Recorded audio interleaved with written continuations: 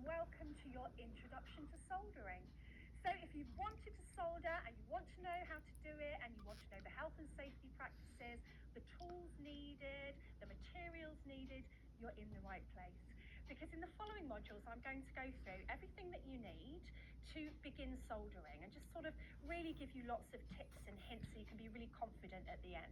And during this module as well, we're going to be making two projects. So we're going to be making a stacking ring, so a basic band ring, and that will involve one solder joint. And then at the end, we're going to really go for it, and we're going to do more than one solder joint. So we're actually going to solder on a solderable element to the top of that stacking ring. So by the end of this, you'll have loads to be practicing and you'll be able to solder hopefully confidently and safely. So let's get started. Babies don't ever stop. And behind them is an unstoppable Pampers 360 diaper with up to 100% leak-proof fit, because they're Pampers, behind every baby. Now with new Easy Off tabs. If you sit more than 6 hours a day, you need this cushion. I bought this ergonomic memory foam seat cushion thinking it...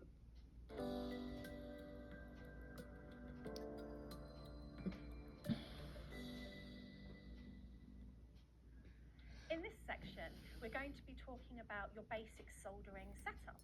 So where you do it, health and safety, the basic tools that you need. Obviously, you could keep buying tools forever and ever for your metalsmithing journey. But to start out with, you don't really need a lot of tools. And the ones that you do need, I'm going to talk you through. And I think we need to really discuss, to start off with, the health and safety. So you will be using a torch with a flame. So you don't want to be using this anywhere near anything that can get in your way. For example, curtains that could blow in your way, or material, or a tablecloth. It wants to be a nice free area. It needs to be well ventilated, and you need to have lots of room around you so that you're not going to get caught on anything. Having said that, you can pretty much solder on any table or surface as long as you've got a heat-proof mat. Now you can buy heat-proof mats, and we do them here at JewelleryMaker, but I tend to use a good old baking tray. So a baking tray is just something that you can set up your soldering station on, and then you can move it around should you need to. So I wouldn't recommend that if you've done this before, you put the tray on your best coffee table. And you wouldn't want to put your tray on any material, on a cloth or a dining cloth. You want it to be on a flat surface and a safe surface.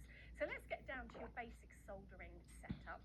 What you need to solder is a torch, and this is a Durston torch that we sell here at JewelleryMaker, and it's a small torch, and you might have seen them used before for things like creme brulee, and this is a little bit more powerful, and this is all you need to get started, is a small jeweler's torch, and there are different makes on the market. And how we fill this up, it's just basically lighter fluid.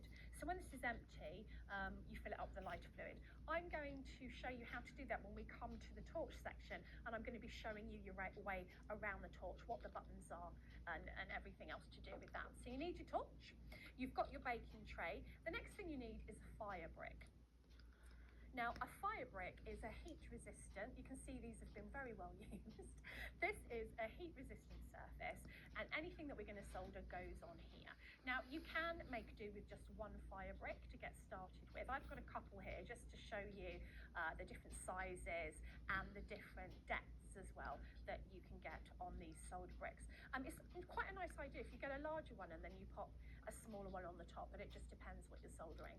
So you've got your heat-proof surface, you've got your fire brick, you've got your torch as well.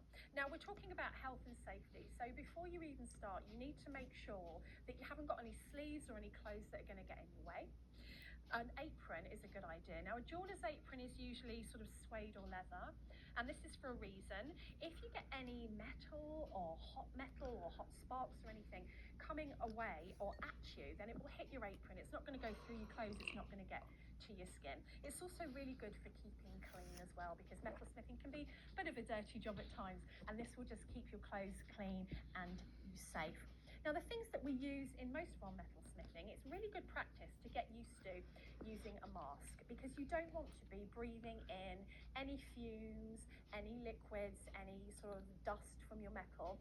Not so much with soldering, but it's best practice that when you get into your studio that you do use a ventilator mask. Now there's different ones on the market, and this is one where you can actually change out the filter, so any sort of nastiness gets caught here in the sides on the filter. Now I'm not going to be using one today because so you can hear what I'm saying, because you're going to need to hear what I'm saying, but I am in a well ventilated space, but I would recommend one of these. Also, I'm wearing my glasses, so I don't need them necessarily, but some eye goggles are also really good for protection, because again, if anything comes flying towards you, sparks or pieces of metal, anything at all, your eyes are protected. Now I've got long hair and it's firmly up. You don't want your hair to be in your work, so get any hair and anything off of your face, any scarves, just common sense really. Make sure you've got lots of room around you to work. So once you've got your health and safety practices into play, let me move the mask out of the way there, and you have got your fire brick on your table, you've got your torch and your heat-proof surface. There's a few other things that you're going to need as we go along to make our piece. Now you're going to need some sort of flux, and flux is a liquid that helps your solder to flow. Your solder won't flow unless you flux your joint, and I'll show you that when we come to making. Now flux comes in a couple of different mediums. You can get the liquid flux, so that is already liquid, or the one that I think most people have started with is the good old borax cone and dish. So if you think pestle and mortar, it's a cone of borax, and all you do is add some water, grind it, and it actually makes this white paste, so that you can then take your paintbrush and just paint this onto your solder joints, and I'll be showing you that when we actually come to make our ring. So two types of flux there. Choose whichever one. If you're not sure, then maybe get the borax cone and the dish, because I think that's where most of us start. Now obviously to solder you're going to need some sort of solder, and solder comes in three different ways really. You can get wire for solder, you can get paste. Now if you've never soldered before, paste is really easy, because when you use your paste you don't need the flux because it has flux in it.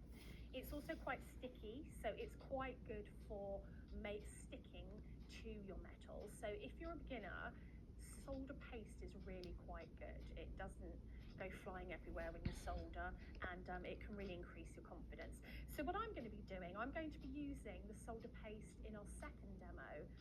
In our first demo, I'm going to be using pallions, which is what we mainly start off with. So solder pallions start off like this, and you have soft, medium and hard, and what this means is the soft will melt quicker, the medium takes a little bit longer, and the hard takes the longest to melt. The reason we need this is if we're doing multiple solder joints, and I'll explain this more when we come to solder, then, and you've already soldered one joint, you don't want the one that you've already soldered to pop open when you're continuing to solder on, so I'll explain that. Now we don't use these as they are. We get our snips and we snip them up, and I'm going to actually open this so that if you can see, into these tiny wee, and they're called pallions. So they're tiny little squares of metal, and you can adjust the size, and we only really use one of those when we're soldering something. So you can see what I mean, that when you're adding one of these, it could easily fly about, or you can put too much flame on it, or it can move. So this is a little bit more difficult to use than the paste, but still really, really easy once you get the hang of it. So there are you can get extra easy solder. This German steel trimmer blade replaces every nylon spool on the market and never breaks on contact with rocks, roots, or fence posts. Every nylon trimmer head has the same fundamental flaw. Easy, medium, and hard. But really, to begin with, you just want to get a hard, a medium, and a soft. So we've covered our fluxes, we've covered our solder. Let's talk about some of the other tools that I think are necessities for starting out. You're going to need a good pair of tweezers, heat-resistant tweezers. Now, these tweezers are for basically picking up any hot metal, moving it around. You never want to touch any hot metal with your fingers. So a nice long pair of insulated tweezers are a must. You can also get the tweezers that are reversible, so they'll hold on to things for you. And something that I find really irreplaceable, I use nearly all the time, is a third hand. So it's just a little stand, and all of these things are available at JewelleryMaker. and it will hold something a little bit higher